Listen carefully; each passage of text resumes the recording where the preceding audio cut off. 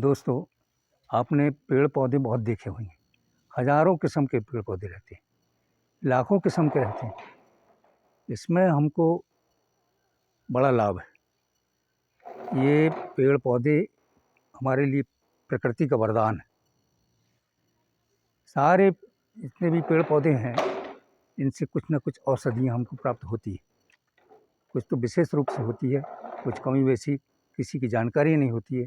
किसी किसी के बारे में तो लुप्त ही हो गई है। लोग जानते हैं लेकिन बताते नहीं और चले जाते हैं दुनिया से।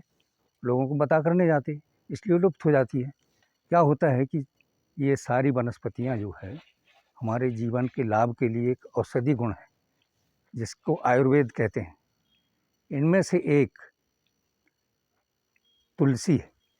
आइए तुलसी दिखाते हैं।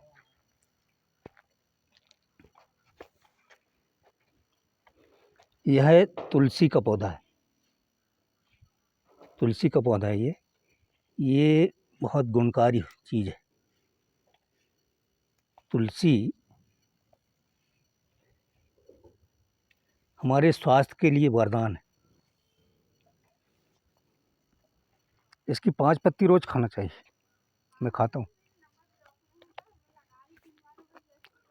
और इसके बड़े लाभ हैं।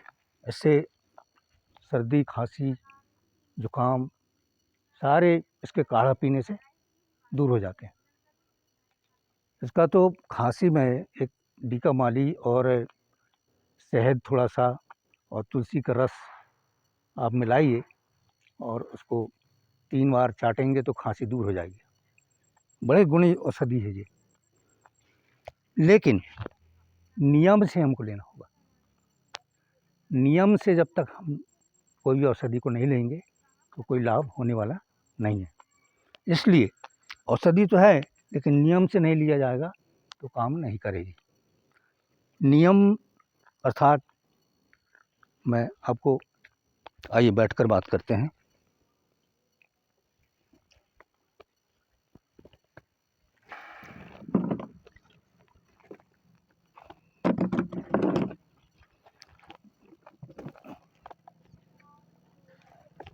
ऋग्वेद का एक मंत्र बताता हूँ मैं आपको।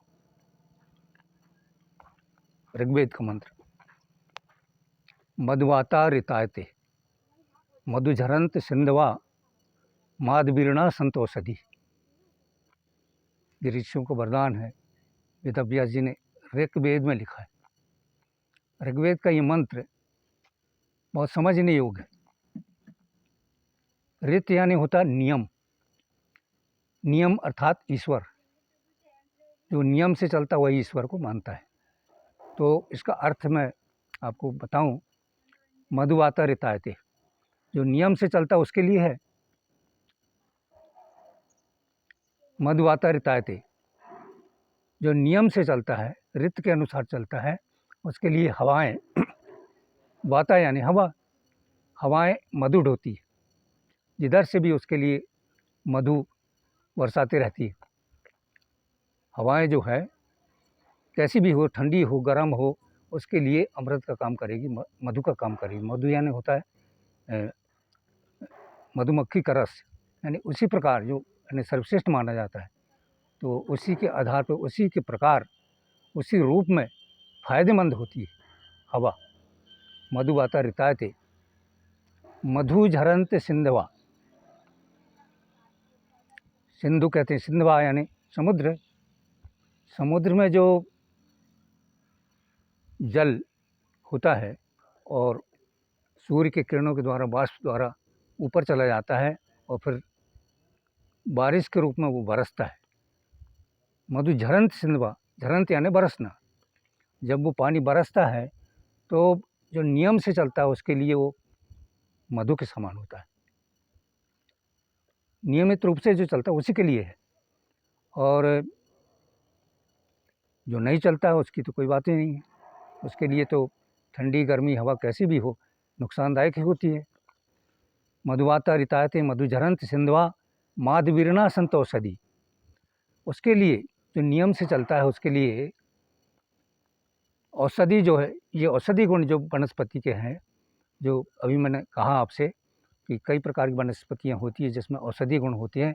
इसी प्रकार तुलसी में विशेष रूप से गुण होता है जो अनेक प्रकार से फायदेमंद होती है, लेकिन नियम से। नियम जब तक जीवन में नहीं होगा तो कुछ फ़ायदा होने वाला नहीं है। हम नियम से नहीं चलेंगे तो हमको कई प्रकार के रोग लगे हुए होते हैं। नियम होना जीवन, कहने का मतलब ये है कि ईश्वर ही नियम है। ऋत यानी नियम, जो ऋत के अनुसार, नियम के अनुसार चलता है, वही ईश्वर को मानता है। ईश्वर के गुण तो अनेक प्रकार से लोग मानते हैं कि कई प्रकार से ईश्वर का रूप गढ़ लिए हैं, लेकिन ऋग्वेद के अनुसार ऋत अर्थात नियम ही ईश्वर है। जो नियम से ईश्वर, नियम के आधार पर चलता है, वो ईश्वर को मानता है। इसलिए आजकल देखो तो जैसे पूजा ही कर रहे हैं, तो पूजा में नियम होना, जैसे नियमित रूप से पूजा नहीं की जाती है तो किसकी पूजा कर रहे हो? समझ में नहीं आता।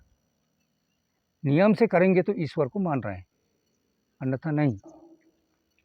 मैं देखता हूँ रोज़ सुबह लोग जल्दी उठते हैं और अपने स्वास्थ्य के लाभ के लिए घूमने निकल जाते हैं, और जब घूमने निकलते हैं तो जहाँ फूल दिखते हैं, जिस प्रकार के फूल दिखते हैं, फूल तोड़ मरोड़ कर और अपनी थैली में रख लेते हैं और जाके फिर नहाते धोते हैं। स्नान करने के बाद फिर भगवान को फूल चढ़ाते हैं। अरे भाई, भगवान को चढ़ा रहे हो, कोई घर थोड़ी सजा रहा है। भगवान को चढ़ा रहा है तो उसमें नियम होना चाहिए या नहीं? स्नान करो, उसके बाद में फूल लाओ तोड़कर, फिर भगवान को चढ़ाया जाएगा। नियम कहने का मतलब यह है कि नियम हर क्षेत्र में लागू होता है। जिसके जीवन में नियम है वही ईश्वर को मानता है, अन्यथा सब दिखावा है, कुछ नहीं। दिखावे में ना पड़ें और नियम अपने जीवन में एक नियम की स्थापना कर लें और नियम से अपनी गाड़ी को चलने दें और सभी औषधीय गुण के लाभ लेते रहें। विशेष रूप से तुलसी का लाभ लेते रहें, ये स्वास्थ्य के लिए लाभवर्धक है। धन्यवाद।